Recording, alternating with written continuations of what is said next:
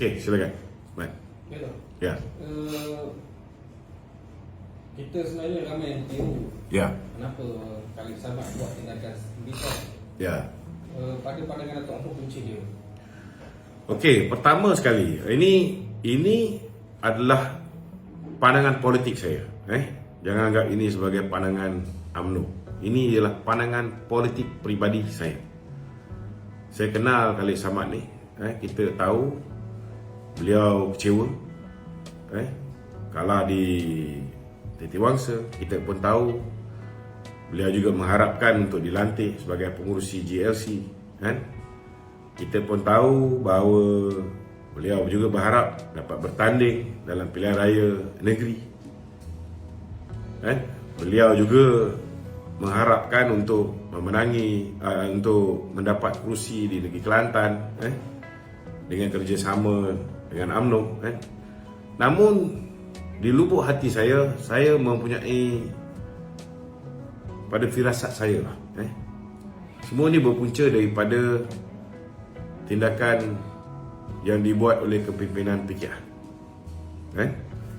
Saya difahamkan salah seorang daripada kepimpinan PKR telah pun memanggil seorang kepimpinan DAP setelah kenyataan demi kenyataan dikeluarkan oleh Ramasamy, kemudian diikuti dengan serangan bertubi-tubi oleh Lim Kit Siang.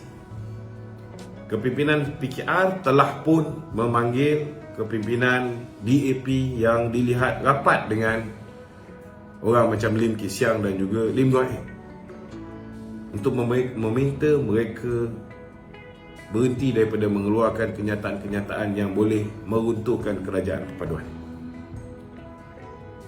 Jadi itu sebab kita tengok hari ini DAP pun tak mengeluarkan kenyataan lagi, tetapi mereka menggunakan orang lain.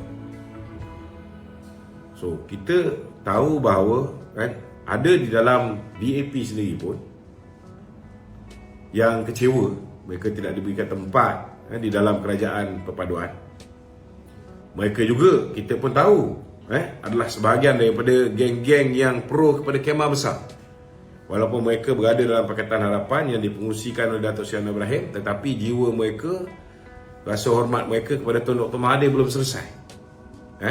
Khalid Samad antara orangnya yang saya nampak begitu. Ini bacaan politik saya mungkin silap. Jadi hari ini saya nampak bila DAP dinasihatkan untuk tidak berkata apa-apa, dia menggunakan pihak lain. Kita pun tahu ada setengah-setengah yang ditaja oleh kepimpinan DAP dulu, bukan sekarang. Kepimpinan DAP sekarang alhamdulillah bagus. Yang bermasalah ni ialah kepimpinan DAP dulu. Cuma kena faham bahawa tindakan pihak ini, walaupun kita tahu mereka ni mempunyai motif, mereka tidak menghormati kepimpinan Datuk Seri Anwar Ibrahim, mereka ini lebih walak dia, lebih kepada Tun Dr. Mahathir, mereka pun ada temakan budi dengan Lim Guan Eng, dengan Lim Kit Siang. Namun tindakan mereka ini boleh mengundang perpecahan. Dan UMNO sebagai kita, ahli majlis kerja tertinggi UMNO yang mendukung kepimpinan Datuk Seri Anwar Ibrahim, kita mengharapkan supaya tindakan tegas diambil oleh kepimpinan amanah terhadap mana-mana pihak, sama ada dia secara peribadi menjadi loose gun ataupun dia dipergunakan oleh pihak lain yang akhirnya yang mendapat natijah negatif, yang mendapat implikasi atau kesan negatifnya ialah parti amanah itu sendiri, yang akan terjejas hubungan amanah dengan UMNO itu sendiri. Maka sewajarnya lah tindakan tegas perlu diambil. Kita mempunyai potensi untuk memenangi kerusi di Kelantan. Kita juga mempunyai potensi untuk memenangi kerusi di Terengganu. Begitu juga mempunyai potensi untuk menang kerajaan negeri di Kedah. Kenapa perlu Khalid Samad mengeluarkan kenyataan yang terang-terang akan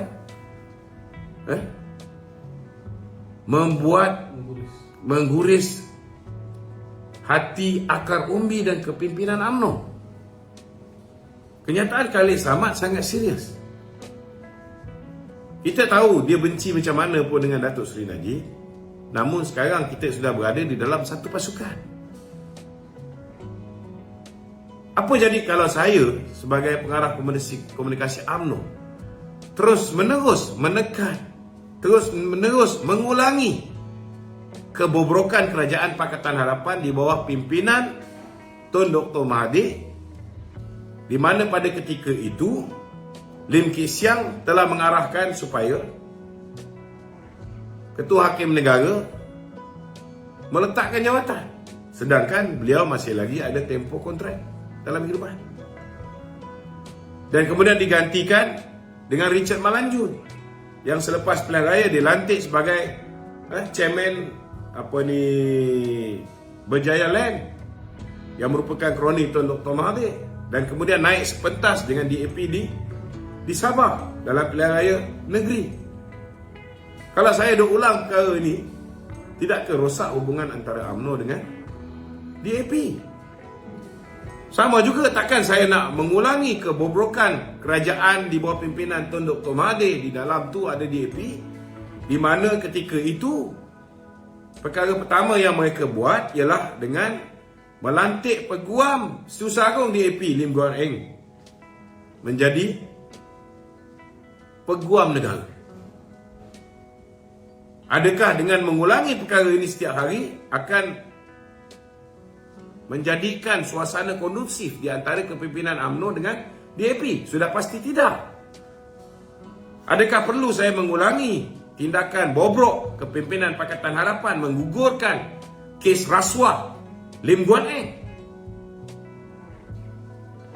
Kes banglo bernilai 4.27 juta hanya dengan menukar status tanah Magnificent Emblem daripada tanah pertanian menjadi tanah industri.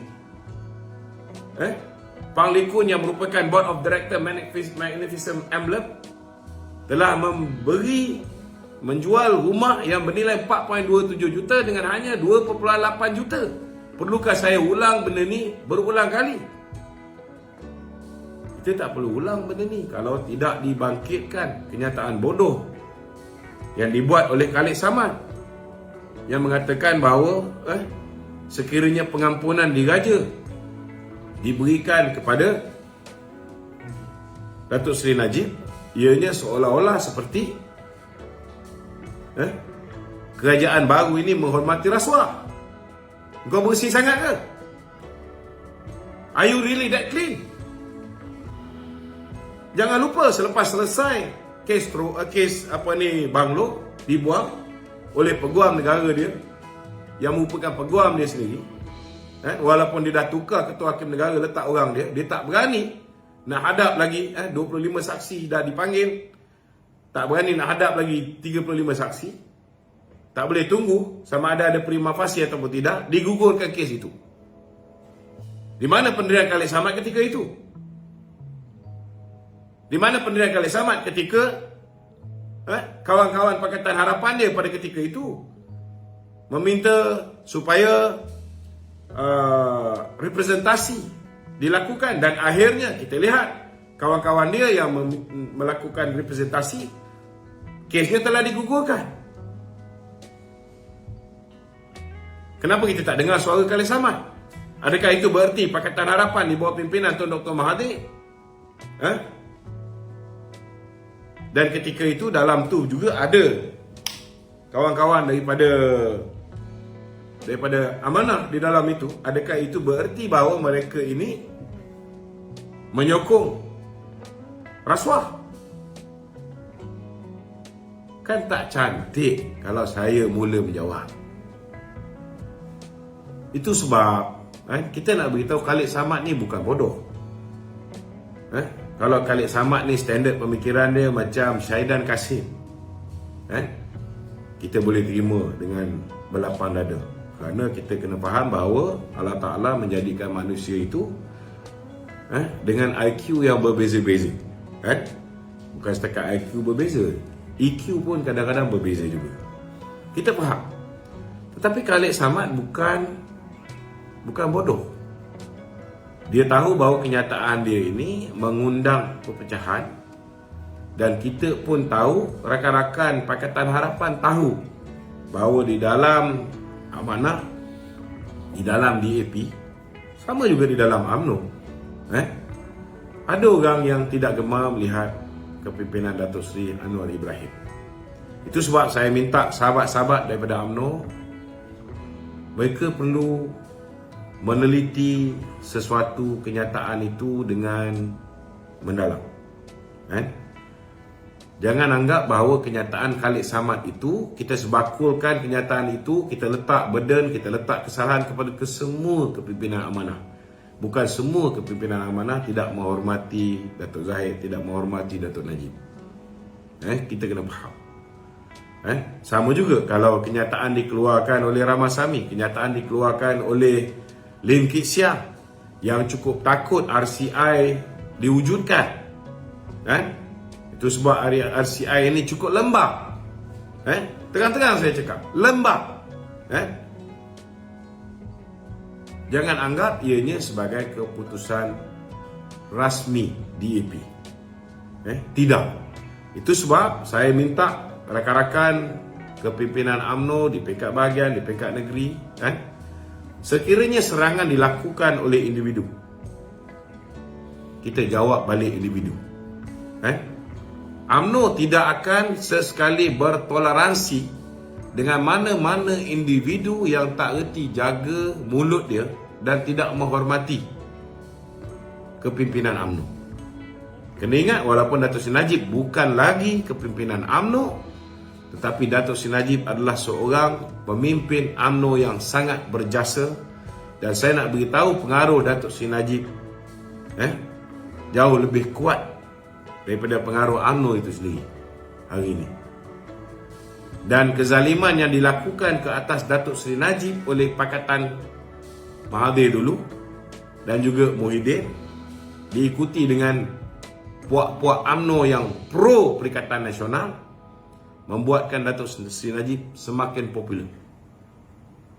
Memang ada setengah-setengah orang mengharapkan UMNO akan terus lemah.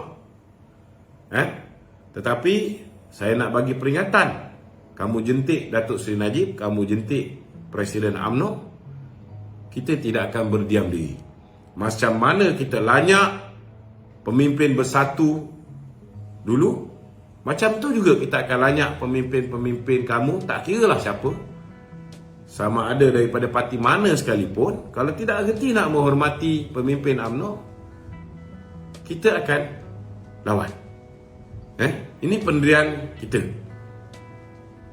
Jangan lupa, kalian juga betul mempunyai pengalaman menjadi pembangkang yang lama. Tapi jangan lupa juga, sebahagian daripada orang-orang yang membantu untuk menghidupkan parti kamu asal usulnya dari UMNO juga. Jangan lupa tu. Kita juga ada pengalaman jadi pembangkang.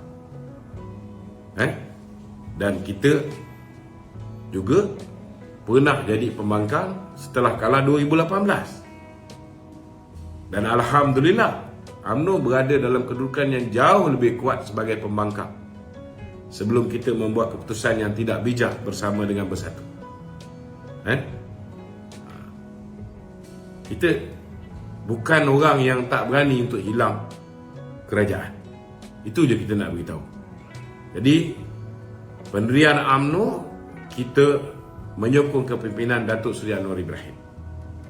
Jadi kalau kawan-kawan daripada Amanah merasakan bahawa kita perlu pertahankan kerajaan Datuk Seri Anwar Ibrahim, maka tidak perlu mencontohi UMNO.